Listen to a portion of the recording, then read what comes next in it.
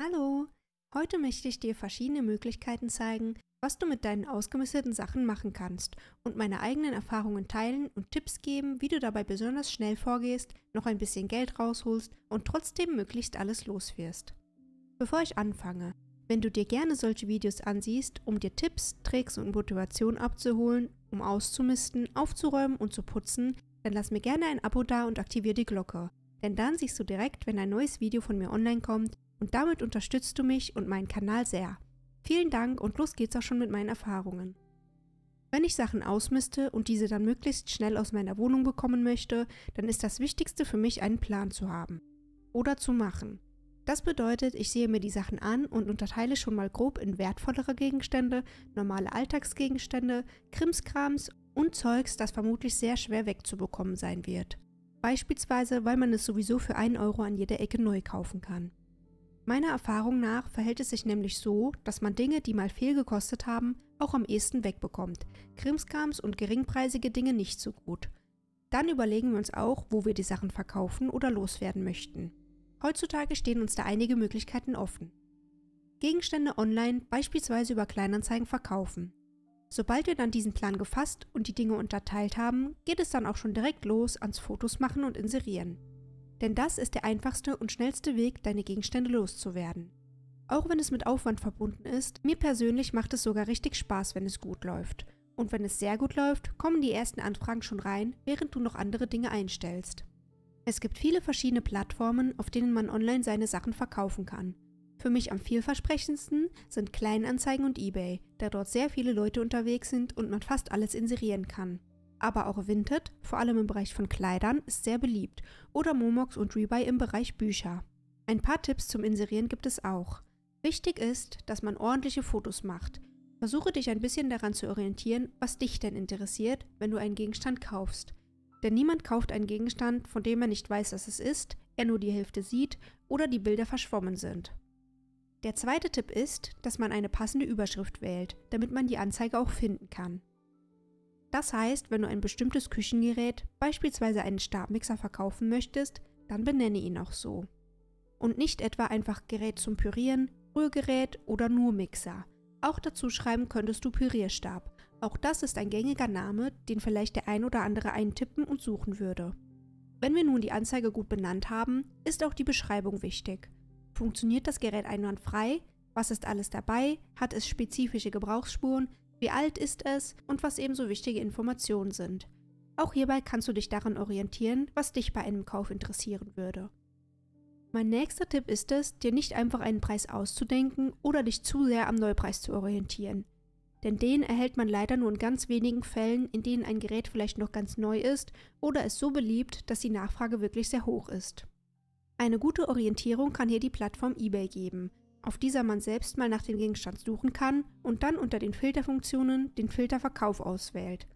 Dort sieht man dann, für wie viel Geld dieser Gegenstand so verkauft wurde. Aber auch hier ist Vorsicht geboten, denn die Preisspanne ist oft sehr hoch. Ich würde mich an dem Mittelwert orientieren und tendenziell etwas höher ansetzen, denn Verhandeln sollte immer drin sein. Und das ist auch schon der nächste Tipp. Für viele Leute gehört das Handeln dazu. Entweder von Grund auf, weil für sie der Gebrauchtkauf wie Flohmarkt ist, oder weil ihnen das ein Erfolgserlebnis und das Gefühl von „Wow, ich habe das jetzt schon so runtergehandelt, jetzt kaufe ich es auch“ gibt. Das erhöht also deine Verkaufschancen. Daher setzt den Preis ein bisschen höher an, als deine Schmerzgrenze ist. Der nächste Tipp ist, dass du die Versandkosten so gering wie möglich wählst. Ich habe die Erfahrung gemacht, dass Hermes bei schweren, kleineren Dingen günstiger ist, da dort nach Maßen und weniger nach Gewicht gegangen wird. DHL ist für mich die Wahl, wenn es größer, aber nicht so schwer ist. Aber da musst du schauen, wie das in deiner Gegend funktioniert. Ich habe auch schon gehört, dass das ein oder andere Unternehmen in einem bestimmten Gebiet katastrophal ist. Und bei manchen gibt es vielleicht nur eine Option. Damit zusammenhängt auch, dass du die Tickets so gut es geht online kaufst. Vor allem per DHL sind die Tickets im Laden nochmal einiges teurer als online. So kann nochmal etwas eingespart werden. Vor allem für Geräte oder Gegenstände, die auch mal in den dreistelligen Bereich gehen können, bietet sich auch eBay sehr gut an. Denn dort können viele Leute auf den Gegenstand bieten und so kann sich der Preis gut nach oben pushen. Aber auch hier ist Vorsicht geboten, dass du am Ende nicht traurig bist, weil du das Teil vielleicht für viel zu wenig verkauft hast. Das war es auch schon zu den Online-Verkäufen. Und weiter geht es mit Dinge auf dem Flohmarkt verkaufen. Für mich der nächste, zusammen mit Kleinanzeigen, vielversprechendste Ort, um Sachen loszuwerden, ist der Flohmarkt. Hier würde ich keine höherpreisigen Dinge mitnehmen, aber auch hier bestätigen Ausnahmen die Regel. Wer schon mal auf einem Flohmarkt war, wird wissen, dass die Leute dort grundsätzlich nicht wirklich bereit sind, viel zu bezahlen. Oft sind 2 Euro schon zu teuer für einen Gegenstand, der ihnen eigentlich gefällt. Daher ist der Flohmarkt der Ort für Krimskrams, 1-Euro-Teile, Klamotten, Deko, Geschirr und Dinge, die man sonst höchstwahrscheinlich nur noch verschenken könnte und daher dann lieber für wenige Euro oder sogar Cents pro Teil abgibt. Auch das summiert sich dann nämlich zu einem ordentlichen Betrag und gepaart mit dem Loswerden dieser ganzen Dinge verschwindet die Trauer um das ausgegebene Geld und die Freude über den gewonnenen Platz und das trotzdem noch eingenommene Geld überwiegt. Wenn du deine Dinge weder online noch auf einem Flohmarkt losgeworden bist, dann war es das leider mit den besten Möglichkeiten, deine Dinge für Geld loszuwerden. Dinge, die in der Anschaffung sehr teuer waren, würde ich weiterhin online lassen und diesen Dingen noch mehr Zeit geben. Auch Dingen, bei denen es dir sehr schwerfällt, diese loszulassen, kannst du noch ein bisschen mehr Zeit geben, dass sie vielleicht doch noch verkauft werden. Hilft aber alles nicht und du bekommst deine Sachen einfach nicht verkauft und kommst an den Punkt, dass du sie einfach nur noch loswerden willst, dann stelle ich dir jetzt noch ein paar einfache Lösungsvorschläge vor, wie du deine Sachen verschenken kannst. Denn auch wenn man es im ersten Moment nicht denkt, wenn die Sachen weg sind, dann vergisst man mit der Zeit, was die Teile einmal gekostet haben und das gute Gefühl, dass es endlich weg ist, überwiegt. Also los geht's mit den Expresslösungen zum Loswerden. Der ultimative Weg zum Loswerden deiner restlichen Gegenstände ist es, diese auf Kleinanzeigen zu inserieren als Komplettpaket, zu verschenken, nur zusammen und nur Abholung. In den Titel sowas wie Flohmarktsachen oder Kisten, alles zu verschenken oder was dir einfällt schreiben und ausdrücklich darauf verweisen, dass du nur komplett abgeben möchtest.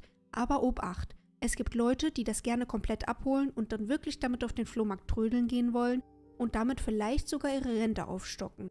Es gibt aber viele, und damit meine ich viele und noch mehr Menschen, die dir dreist und unfreundlich schreiben werden, dass sie vielleicht nur ein bestimmtes Teil wollen oder sogar, ob du es ihnen vorbeibringst. Ich weiß nicht, ob es diese Dreistigkeit schon immer gab, weil ich persönlich das gar nicht gekannt habe und mir auch nicht vorstellen konnte, aber spätestens jetzt wirst du lernen, dass es Menschen gibt, die kein Gewissen, keinen Anstand und keinen Respekt haben. Daher ein kleiner Tipp. Achte direkt von Beginn an darauf, wie die Person schreibt. Ein Hallo, vielleicht schon ein Dankeschön im Voraus und das Bekunden des Interesses mit der Frage, wann man es denn abholen könnte, sind schon mal ein guter Anfang. Ein Ich nehme es, bringst du vorbei oder wann kann ich abholen, ist mir meine Sachen nicht wert. Denke aber auch daran, dass manche es nicht böse meinen und antworte einfach nicht oder lehne dann höflich ab. Man muss es ja nicht genauso machen. So oder so bin ich mir sicher, dass du so einen Abnehmer für deine Sachen finden wirst.